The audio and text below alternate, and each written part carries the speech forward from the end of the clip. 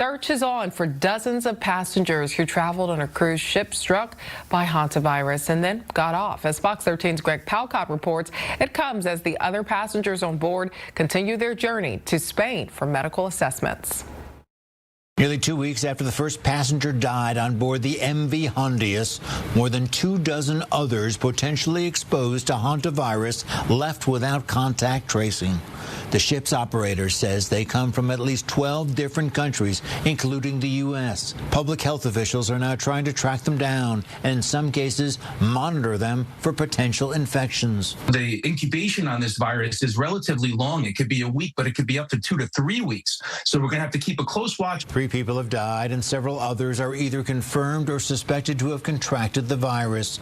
The World Health Organization expects more cases, but stresses this is not the next COVID. It doesn't spread the same way like coronaviruses do. It's very different. It's that close, intimate contact that we've seen. Nearly 150 passengers are still on board the ship as it sails to Spain's Canary Islands. For now, the WHO says they are asymptomatic and have been asked to stay in their cabins.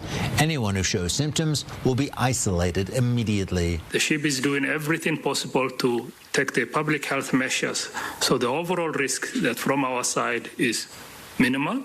There is no known cure for the virus, but symptoms to be treated include fever and respiratory distress.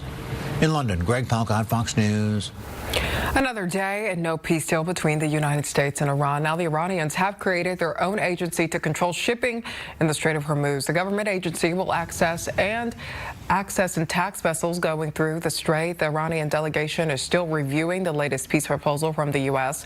Meanwhile, the Wall Street Journal reports President Donald Trump could soon restart the U.S. operation to guide ships through the strait. This all comes ahead of the president's summit with Chinese President Xi Jinping. China is a big buyer of Iranian oil, and Chinese officials say the conflict needs a, quote, comprehensive ceasefire.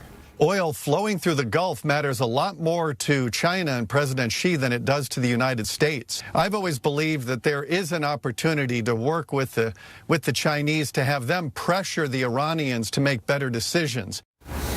But it's not just China feeling the effects of rising gas prices in the U.S. The national average for a gallon of gas is $4.55. That's up 41 cents from last month and $1.40 from a year ago. Here in Washington State, we set another record today. The average gallon of regular gas is $5.76. What a good